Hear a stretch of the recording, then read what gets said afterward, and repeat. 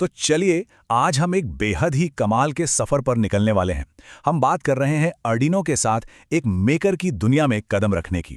एकदम नए बोर्ड को डिब्बे से निकालने से लेकर उस पर कोड की पहली लाइन लिखने तक का पूरा प्रोसेस, सब कुछ आज हम इस एनालिसिस में कवर करेंगे। मतलब हार्डवेयर और सॉफ्टवेयर को मिलाकर नई और जादुई चीजें कैसे बनती हैं, ये सब आज हम गहराई से समझने वाले हैं। अब आगे बढ़ने से पहले एक नज़र डालते हैं कि हम किन चीज़ों पर बात करने वाले हैं।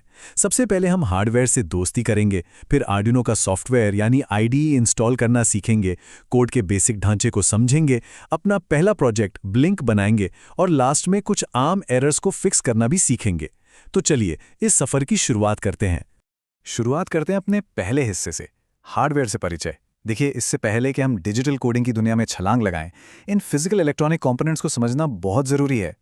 तो यहाँ हमारे पास SparkFun रेड बोर्ड है। ये एक बहुत ही पॉपुलर आर्डिनो कंपैटिबल बोर्ड है। इसके एकदम बीचों बीच जो काली सी चौकोर चिप है ना, 80 मेगा 328p, असल में वही इस पूरे बोर्ड का दिमाग है। मजेदार बात यह है कि स्टैंडर्ड ऊनो बोर्ड्स में ये चिप परमानेंटली सोल्डर की हुई नहीं होती है। यानी अगर किसी गलती से ओवरलोड होकर ये कभी खराब भी हो जाए तो आप बस चिप निकाल कर नहीं लगा सकते हैं। पूरा का पूरा बोर्ड बदलने की कोई जरूरत नहीं। अब जरा इन दोनों बोर्ड्स को साथ रखकर देखते हैं। एक तरफ वही रेगुलर आयताकार यानी रेक्टेंगुलर बोर्ड है जो हम अक्सर देखते हैं, लेकिन आर्डुइनो का इकोसिस्टम सिर्फ यहीं तक सीमित नहीं है। दूसरी तरफ जो गोल सा बोर्ड है उसे लिली पैड कहते हैं। इसे खास तौर पर वियरेबल्स यानी स्मार्ट कपड़ों और टेक्सटाइल्स वाले प्रोजेक्ट्स के लिए डिजाइन किया गया है। इसका मतलब है कि जैसा आपका प्रोजेक्ट होगा, आप अपनी जरूरत के हिसाब से वैसा ही हार्डवेयर चुन सकते हैं। अब सवाल यह है कि ये बोर्ड बाहर की फिजिकल दुनिया से बात कैसे करता है। इसके पास 14 डिजिटल इनपुट और आउटपुट पिन होते हैं और 6 एनालॉग इनपुट होते हैं। आप इन्हें बोर्ड के हाथ पैर समझ सकते हैं, जिनसे आप सेंसर्स या मोटर्स जोड़ते हैं।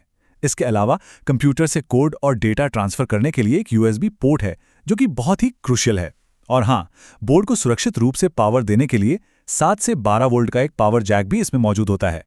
हार्डवेयर को अच्छे से समझ लिया तो अब चलते हैं हमारे दूसरे हिस्से की तरफ, आर्डुइनो आईडीई इंस्टॉल करना। ये हमारा वो डिजिटल वर्कस्पेस है जहां असल में सारा कोडिंग का काम होने वाला है। इस सॉफ्टवेयर को इंस्टॉल करना तो खैर बहुत ही आसान है। बस ऑफिशियल वेबसाइट पे जाइए, अपने सिस्टम के हिसाब से सॉफ्टवेयर डाउनलोड करके इंस्टॉल कीजिए और बोर्ड को यूएसबी केबल से जोड़ लीजिए। लेकिन यहाँ एक बात जो बिल्कुल भी मिस नहीं करनी है, वो ये है कि सॉफ्टवेयर खुलने के बाद टूल्स मेन्यू में जाकर आपको सही बोर्ड और पोर्ट सिलेक्ट करना ही होगा।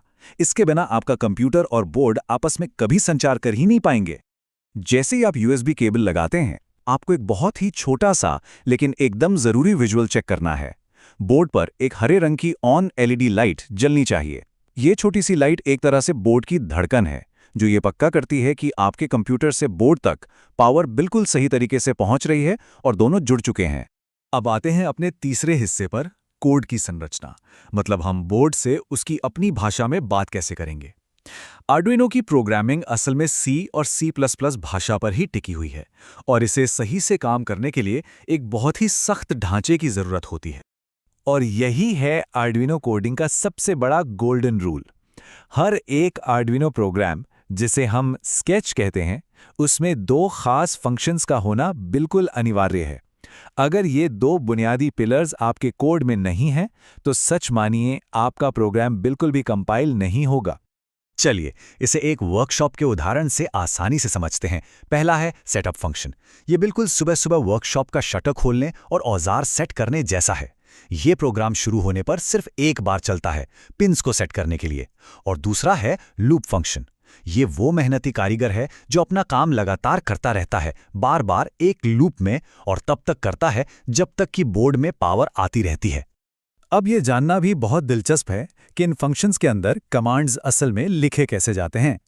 यहाँ आप एक फॉर लूप का स्ट्रक्चर देख सकते हैं।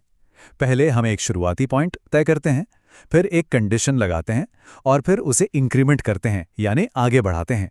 और हाँ, यहाँ सबसे काम की बात, हर स्टेटमेंट के आखिर में सेमीकोलन जरूर लगाना बिल्कुल मत भूलिएगा। प्रोग्रामिंग में एक छूटा हुआ सेमीकोलन सच में बहुत सरदर्द बन सकता है। तो अब फाइनली टाइम आ गया है हमारे चौथे हिस्से का, जहां हम अपने हार्डवेयर और सॉफ्टवेयर के ज्ञान को मिलाएंगे। चलिए बनाते हैं इलेक्ट्रॉनिक्स की दुनिया का पहला और क्लासिक प्रोजेक्ट, ब्लिंक। तो इस प्रोजेक्ट के लिए हमें क्या क्या चाहिए? मुख्य रूप से बस एक आर्डुइनो बोर्ड, क्योंकि हम इसके अंदर की यानी पिन 13 वाली बिल्ट इन एलईडी का ही यूज करेंगे। आप चाहें तो बाहर से एक एलईडी, 220 ओम का रेजिस्टर और एक ब्रेडबोर्ड भी इस्तेमाल कर सकते हैं। अब आप सोचेंगे ब्रेडबोर्ड क्या है? तो ब्रेडबोर्ड एक ऐसा हैंडी टूल है जिस पर आप बिना सोल्डरिंग किए ही कंपोनेंट्स को आसानी से लगाकर सर्किट टेस्ट कर सकते हैं। ये प्रोटोटाइपिंग के लिए एकदम सेफ प्लेग्राउंड है। अगर कोड की बात करें तो शुरुआत होती है पिन मोड कमांड से, जो सेटअप के अंदर लिखा जाता है।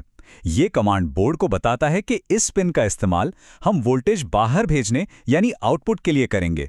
यहाँ एलईडी बिल्ट इन लिखना बड़ा स्मार्ट तरीका है, क्योंकि ये खुद ब खुद पता लगा लेता है कि बोर्ड की अपनी लाइट किस पिन पर है। आपको पिन नंबर याद रखने की कोई जरूरत ही नहीं है। और अब लूप के अंदर असली जादू होता है।